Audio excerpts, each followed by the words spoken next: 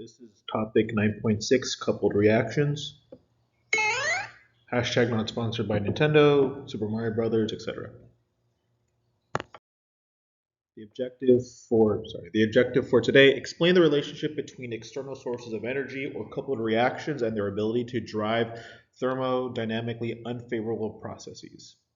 So sometimes you need some external energy to be able to further or forward a reaction that's thermodynamically unfavorable, maybe the battery, some electrical energy to do so. Light from in photosynthesis drives a reaction forward. So let's see. We'll see how this goes. Shouldn't be too bad, hopefully. So when a thermodynamically unfavorable reaction is present, there are ways to kind of force it to occur. If you have if you have to charge a battery, so that would be a way to provide some external energy. We'll talk about that later on. In photosynthesis, you need light to provide energy to convert carbon dioxide and water into glucose in photosynthesis. So that's some biology. So some light, electrical energy, can be used to drive a reaction forward. Another way to do that, which is more of the focus for today, is to couple a reaction that is thermodynamically favorable. The negative delta G, 0, from the thermodynamically favorable reaction provides the energy to cause the unfavorable one to proceed or to occur. This is called a coupled system. So make sure you guys are aware of that. And then with this, luckily, it's a lot of it's math and being able to recognize an unfavorable one versus a favorable one. So your delta G is going to be for the coupled reaction is the sum of the individual ones. And if you need to if you need to create a common number of intermediates for a reaction to occur, then you need to take that into consideration with your math. So we're going to see a couple of examples, and it should hopefully make sense with that.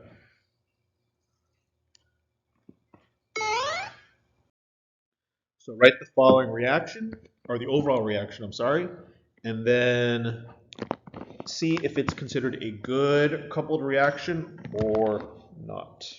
And we'll see how this goes. So we have A2B3 solid forming A2 gas and then 3B solid. We have A2 gas plus C solid producing A2C solid. So write the overall reaction, and would this be considered a good example of a coupled reaction? So most likely your first one is going to be your unfavorable one because of the positive delta G0. So first we have to do the overall reaction and then address whether or not it's considered a good example. So if you look, we don't need to flip anything. So we can cancel stuff though. So the A2 will cancel out. We're left with A2B3 solid plus C solid produces 3B solid plus A2C solid. And my overall delta G, so the way I figure that out, I am going to add all of this right here. So 150 kilojoules and then plus a negative 120 kilojoules is going to be 30, why is it not working? 30 kilojoules. Jesus. Try it again. Okay, well, I guess it's not. All right, so is this considered a good example? While it meets some of the criteria, it has a balanced equation, which we double check, yeah, and a common intermediate. This is not considered a good example. So, no. No. Why is this not showing up?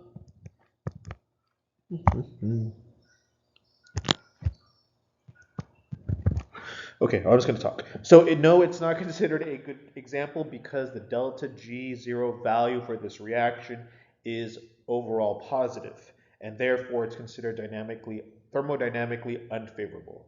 So would this be a good example of a coupled reaction? No, because the delta G value is positive and therefore considered thermodynamically unfavorable.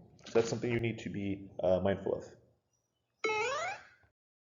So given the following reaction for extracting silver from silver ore, you have 2 Ag2O solid producing 4 Ag solid plus O2 gas.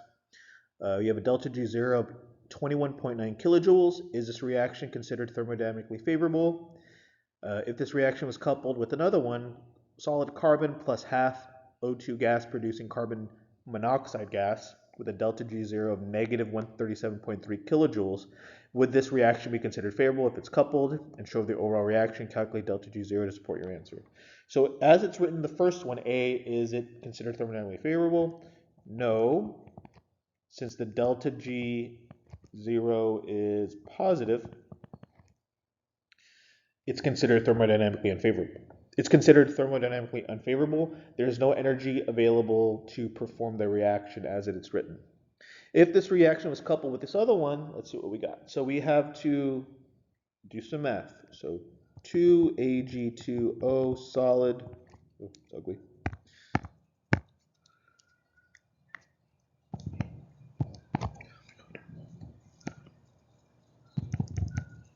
plus, oh, sorry, not plus. So I have arrow producing 4 Ag solid plus O2 gas. I have a delta G0 of 21.9 kilojoules. So if you see, I have a carbon and then a half oxygen, so I have intermediates, but I don't have the right number. So what I need to do is multiply my second equation by 2 to make sure that I have the same moles of intermediate on both sides. So then now my delta G0 is 2 times negative 137.3 kilojoules. It's supposed to be kilojoules afterwards. All right. So I'm going to end up with 2 Ag2O solid plus 2 carbons. Wow, that sort of looks like that. Plus 4 Ag solid plus 2 CO gas.